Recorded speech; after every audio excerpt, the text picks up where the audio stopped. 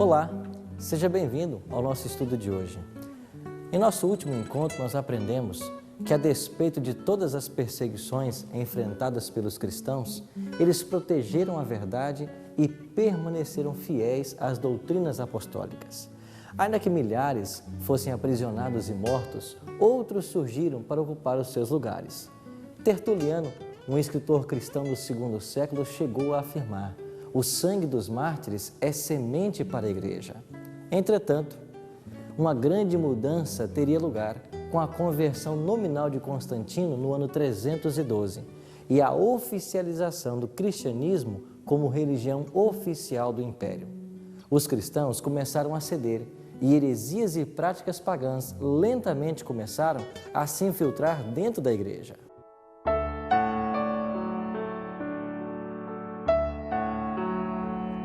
Essa transição foi assinalada pela última grande perseguição aos cristãos. João fala dessa perseguição em sua carta à igreja de Esmirna, em Apocalipse 2:10. Não temas as coisas que tens de sofrer. Eis que o diabo está para lançar alguns de vós na prisão, para que sejais provados, e tereis tribulação de 10 dias. Sê fiel até a morte, e dar-te-ei a coroa da vida. Levando em consideração o princípio dia a ano de interpretação profética, baseado na ideia de que cada dia profético representa um ano literal, conforme Números 14:34 e Ezequiel 4:6 e 7, a igreja enfrentaria 10 anos de forte perseguição.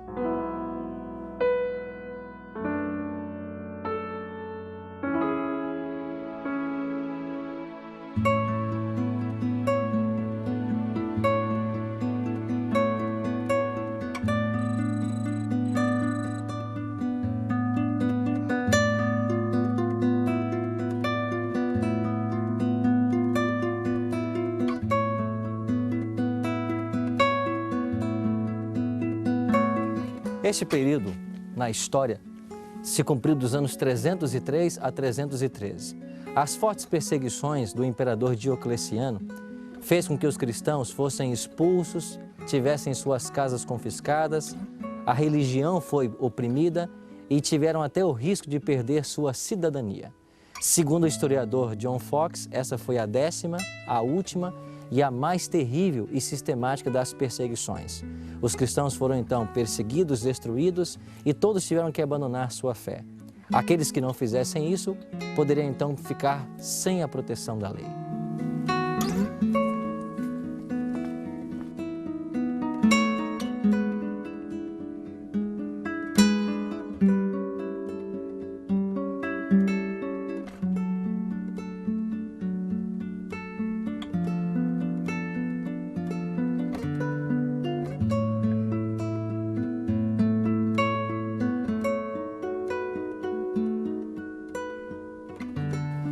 Neste período de 10 anos, os cristãos eram encerrados nos templos e depois ateavam-lhes fogo, com todos os membros no seu interior.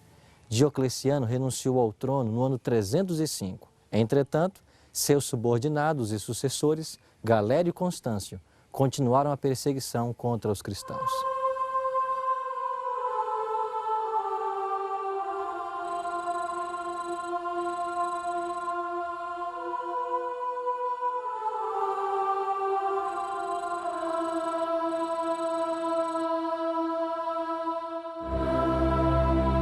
Essa perseguição durou até o ano 313, quando Constantino, o primeiro imperador cristão, fez cessar todos os propósitos de destruir a igreja, assinando o Edito de Tolerância de Milão. O edito declarava: convém que Vossa Excelência saiba que decidimos suprimir todas as restrições contra os cristãos, encaminhadas a Vossa Excelência nos escritos anteriores, e abolir as determinações que nos parecem totalmente infelizes e estranhas à nossa brandura, assim como permitir, a partir de agora, a todos os que pretendem seguir a religião dos cristãos, que o façam de modo livre e completo, sem serem aborrecidos ou molestados.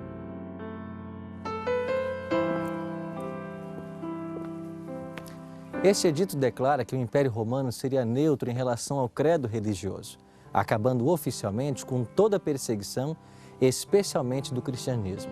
A aplicação do edito fez devolver os lugares de culto e as propriedades que haviam sido confiscadas dos cristãos e deu ao cristianismo e todas as outras religiões o estatuto de legitimidade.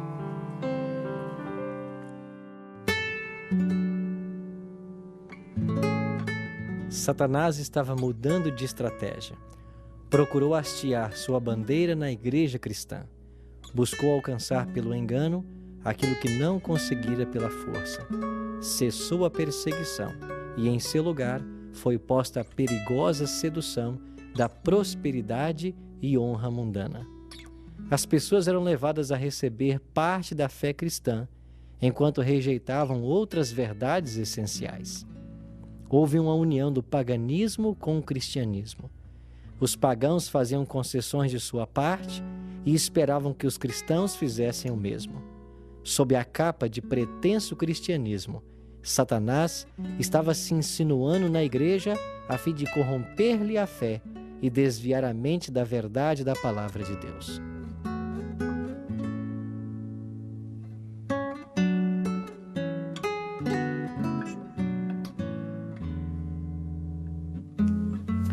Em 305, Diocleciano renunciou ao cargo. Quando ele renuncia, nós temos 4 aspirantes ao poder, sendo Maxêncio e Constantino os 2 principais. Esses se enfrentaram no ano 312, na ponte Milvio, a 16 quilômetros de Roma. Constantino declarou que, antes dessa batalha, ele havia visto um sinal no céu, uma cruz luminosa, escrito In hoc signus vinces, ou seja, com este sinal vencerás. Constantino venceu Maxêncio, que morreu afogado ali no rio Tibre. Em 330, ele transfere a sede do seu poder para Constantinopla e, mais tarde, adota essa cruz como símbolo do seu exército.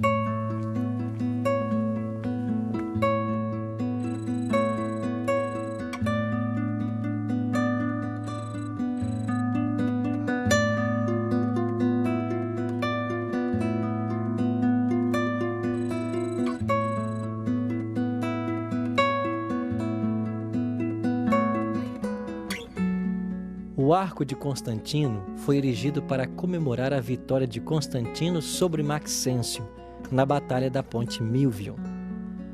O curioso nesse arco é que não há muitos elementos decorativos lembrando Constantino, e sim relevos que mostram o imperador Marco Aurélio e ornamentos que celebram a vitória de Trajano sobre os dácios. Isto acontece porque os artistas do final da civilização romana, de estilo duro e expressionista, recorrem a curiosos sistemas de aplicar a esses arcos ornamentos e estátuas provenientes de monumentos mais antigos. A poucos quilômetros do Arco de Constantino, nós temos a Basílica de São João de Latrão. É a catedral do Bispo de Roma, o Papa. Seu nome oficial é Arquibasílica do Santíssimo Salvador. Como catedral da Diocese de Roma, contém o trono papal, o que a coloca acima de todas as igrejas do mundo. Tem o título honorífico de mãe e cabeça de todas as igrejas de Roma e do mundo. Foi fundada por Constantino para ser a principal igreja de Roma. Era a única dentre as 3 grandes basílicas construídas que se encontrava no interior dos muros que cercava a cidade e, por isto, serviu de catedral e foi aberta ao público. A dedicação oficial foi presidida pelo Papa Silvestre I no ano 324. É uma das 4 basílicas patriarcais de Roma. As basílicas patriarcais são caracterizadas por uma porta santa, que hoje se abrem a cada 25 anos, e um altar papal. As outras 3 basílicas são Basílica de São Pedro, Vaticano, fundada sobre a sepultura do apóstolo Pedro, a Basílica de São Paulo e a Basílica de Santa Maria Maior, construída durante o pontificado do Papa Sisto III e dedicado ao culto de Maria, Mãe de Deus. Durante a Idade Média, foram realizados 5 grandes concílios ecumênicos na Basílica de São João de Latrão, conhecidos como os Concílios de Latrão. Sua modificação mais importante data de 1650, quando o Papa Inocêncio X chamou Francesco Borromini, que transformou a Basílica de 4 naves laterais em uma igreja barroca. Entre 1733 e 1736, Alessandro Galilei acrescentou a fachada monumental que marca o apogeu do barroco em Roma. Altas pilastras e colunas dividem a parede em 5 seções com uma central. Uma balaustrada adorna o ático com imagens dos santos.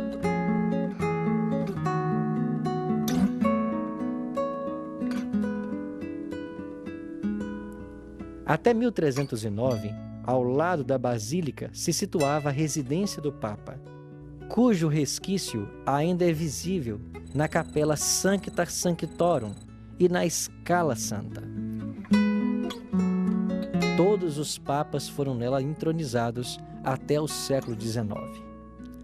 O imperador Constantino adornou a basílica com ouro, prata e mosaicos.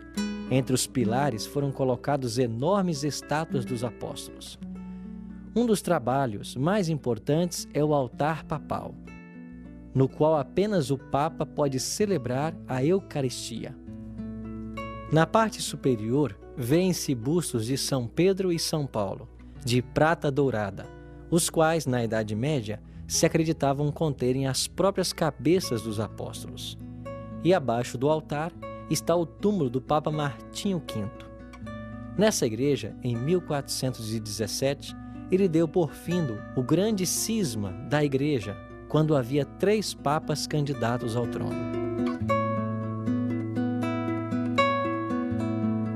No lado meridional da basílica, nós temos o batistério octogonal de Latrão, que é provavelmente o mais antigo do cristianismo, considerado o protótipo dos batistérios. Foi construído por Constantino, que teria sido ali batizado.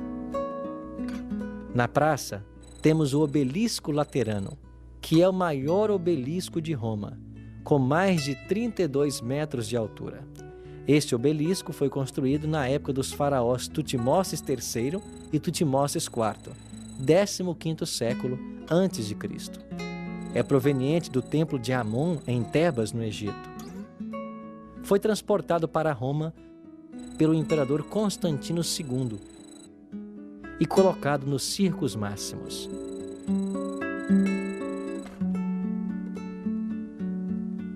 Refundido em 3 partes em 1587, com o obelisco flamíneo, foi erigido novamente em sua atual posição em 1558, sob a supervisão do arquiteto Domenico Fontana, por solicitação do Papa Sisto V. Nele, lemos a inscrição: Constantino pela cruz vitoriosa, foi aqui batizado por Silvestre.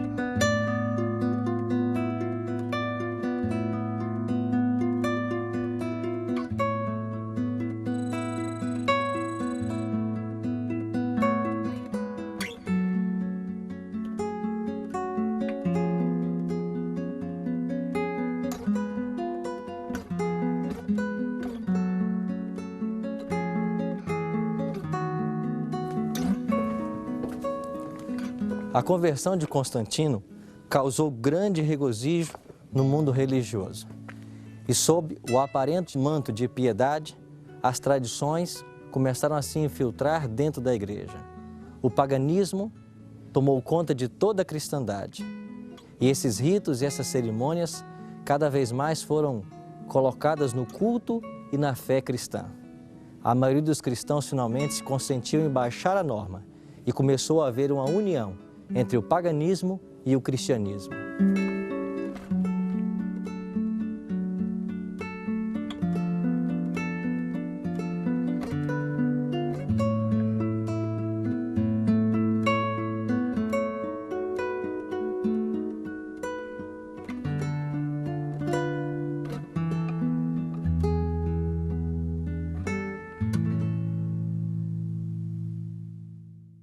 Uma clara evidência da autoridade exercida pelos papas durante os 1260 anos de supremacia papal foi demonstrada no trato do Papa Gregório VII com o imperador alemão Henrique IV. Pastor, conte-nos essa história. Estamos aqui no castelo de Canossa, no norte da Itália. Esse castelo foi construído por Otto Adalberto, iniciando a construção no ano de 940, e a construção demorou 10 anos. A localização geográfica é muito estratégica. Não só a visão ampla é bela, mas a rocha é íngreme, dificultando muito o acesso. Além disso, na construção foram colocadas 3 fileiras de muros, tornando o lugar na época praticamente inexpugnável. Um incidente muito importante ocorreu no ano de 1075. Gregório VII era papa e ele promulgou uma bula declarando-se o chefe supremo, o líder absoluto no sentido espiritual e também político de todo o cristianismo. Porém, Henrique IV, o imperador alemão, não aceitou de bom grado essa submissão temporal ao bispo de Roma. Além do mais, Henrique IV acusou o próprio Papa de um envolvimento sexual, ou seja, adultério, com a condessa Matilde, que morava nesse castelo aqui. Em resposta, o Papa simplesmente pegou e o excomungou e, além do mais, praticamente destronou. Portanto, sua estabilidade política estava em jogo. O Papa Gregório VII era muito amigo da condessa Matilda, que morava aqui no castelo de Canossa, e decidiu passar até mesmo o inverno de 1076 a 1077 aqui nesse lugar. Ciente de que o Papa aqui se encontrava, Henrique IV veio da Alemanha para esse lugar para pedir perdão ao Papa, porque ele temia, sendo excomungado, que perderia todo o seu prestígio e seu poder político na Alemanha. Quando ele aqui chegou, com pés descalços, vestido como um penitente humilde, com pouca roupa, o Papa não o recebeu imediatamente. Ele ficou fora do castelo por 3 dias, em pleno mês de janeiro de 1077, no rigor do inverno, sob a neve ali, até que finalmente, no dia 28 daquele mês, o Papa o recebeu. E assim ele conseguiu o perdão que ele tanto almejava. Mas esse incidente é uma demonstração de poder, onde o bispo de Roma se demonstra chefe supremo da Igreja, não só no sentido espiritual, mas até mesmo político, exigindo dos soberanos das demais nações plena submissão.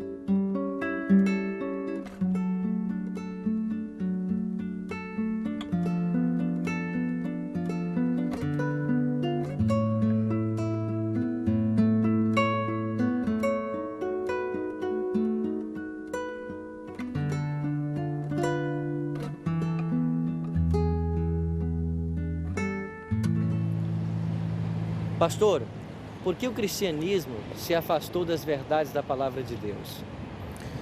O cristianismo pós-apostólico sofreu o mesmo processo que nós já mencionamos em algumas ocasiões, que é, depois da morte dos pioneiros e daqueles que conheceram os pioneiros, normalmente o movimento religioso acaba sendo reabsorvido pela cultura que originalmente tensionava reformar. E foi exatamente isso que aconteceu com o cristianismo, em geral. Enquanto os cristãos estavam mais concentrados em Jerusalém e na Palestina, o cristianismo tendia a ser mais conservador e leal aos princípios da palavra de Deus. Mas no momento em que o cristianismo saiu para o mundo helênico e depois para o mundo pagão em si, ele não conseguiu suportar a tentação paganizadora do Império Romano. E muitos dos elementos da religião pagã acabaram sendo incorporados, melhor dito, e absorvidos pelo próprio cristianismo. E como foi o fortalecimento ao longo da história da Igreja Romana? Haviam vários bispos e eles tinham basicamente a mesma influência entre si, mas mais e mais o bispo de Roma chegou à conclusão de que ele era superior aos demais bispos da sua época. O que contribuiu para isso foi, por exemplo, a conversão de Constantino em 312, quando o imperador romano se tornou cristão. Isso fortaleceu bastante a igreja cristã. Um outro fator interessante foi, no caso, a transferência da capital imperial de Roma para Constantinopla, em 330.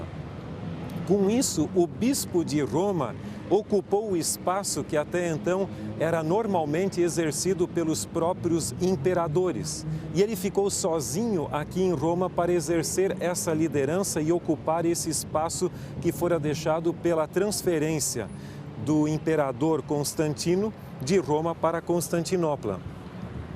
Além disso, você vai ver que um dos maiores teólogos católicos, considerado Santo Agostinho, ele escreveu entre 413 e 426 a sua famosa obra intitulada A Cidade de Deus. E aquilo era uma proposta de uma teocracia cristã, logicamente liderada por Roma. Carlos Magno, o imperador, procurou colocar na prática os princípios expressados na obra de Agostinho. Outros fatores contribuíram, como, por exemplo, a conversão de Clovis, dos francos, que deu força e apoio à Igreja de Roma da perspectiva ocidental. Posteriormente, Justiniano contribuiu também significativamente do lado oriental do Império Romano para dar força à Igreja de Roma. Agora, essa perseguição e este domínio duraria por quanto tempo, segundo a profecia bíblica? De acordo com o livro de Daniel e também do Apocalipse, isso duraria por 1260 anos. Ou seja, você tem vários períodos, você tem a expressão tempo, tempos e metade de um tempo, mencionada em Daniel capítulo 7, verso 25 e repetida no capítulo 12 também. No Apocalipse é usada a mesma expressão, bem como 42 meses e 1260 dias. Elas são sinônimas e representam esse período, que historicamente tem sido datada de 538 até 1798, quando o general Berthier veio, aprisionou o Papa e o levou a cativeiro. E isso foi interpretado por muitos como um cumprimento da profecia bíblica, como o vigário, filho de Deus, podia ser aprisionado por um exército e levado para outro lugar. Muitos criam que isso tinha um significado bíblico e chegou-se à conclusão que dali para frente naquela data começou o tempo do fim que se estenderia até a volta de Cristo. Pastor, que lições podemos tirar da experiência desse poder e do fato como a palavra de Deus foi esquecida, as verdades lançadas por terra? Isso ensina para nós hoje adventistas e para os cristãos modernos alguma lição? Eu creio que Deus sempre tem o seu tempo. Muitas vezes parece que as coisas prevalecem numa direção, mas o Deus que controla a história tem o seu tempo apropriado, no qual a verdade é restaurada a despeito de todas as dificuldades e problemas que ocorrem. E um ponto importante é, nem sempre a maioria tem a verdade. Pelo contrário, normalmente o poder da tradição é muito mais forte ou seja, o peso da inércia da tradição é muito maior do que a gente imagina. E muitas vezes o processo de restauração da verdade é tão insignificante, tão singelo, tão modesto. Mas eu creio que, a despeito de toda a suntuosidade que possa haver em relação com a tradição cristã, nós precisamos, como Lutero e outros reformadores, nos apegar aos ensinamentos da Palavra de Deus, literalmente, exceto quando é claro o simbolismo, e viver por eles a despeito das consequências.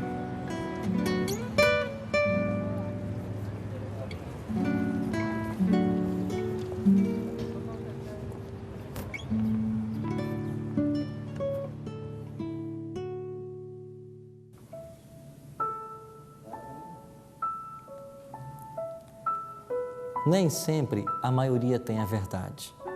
É por isso que a Bíblia nos admoesta em Êxodo 23, verso 2. Não seguirás a multidão para fazeres o que é mal. Talvez, ao terminarmos o estudo de hoje, você esteja muito surpreso com várias revelações que aqui foram feitas. Mas permita-me dizer algo muito especial para você. É possível estar sinceramente errado. É possível estar se crendo em ensinamentos que não são bíblicos, mas apenas baseados na tradição humana. É por isso que Cristo, no Evangelho de São Marcos, no capítulo 7, verso 8, ele advertiu: negligenciando o mandamento de Deus, guardais a tradição dos homens. Você está agora diante de uma importante decisão: ficar do lado da verdade bíblica ou continuar a guardar as tradições ensinados por alguma igreja ou líder religioso. Eu oro para que o Espírito Santo de Deus ajude você a decidir-se pela verdade. Por isso, queria convidar você agora a tomar uma importante decisão.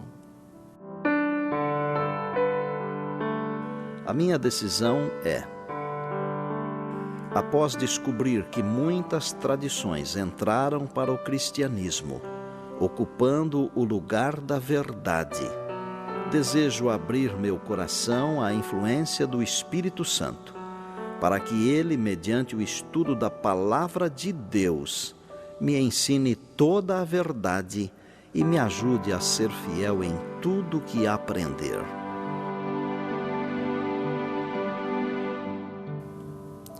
Se esse é o seu desejo, ore comigo agora.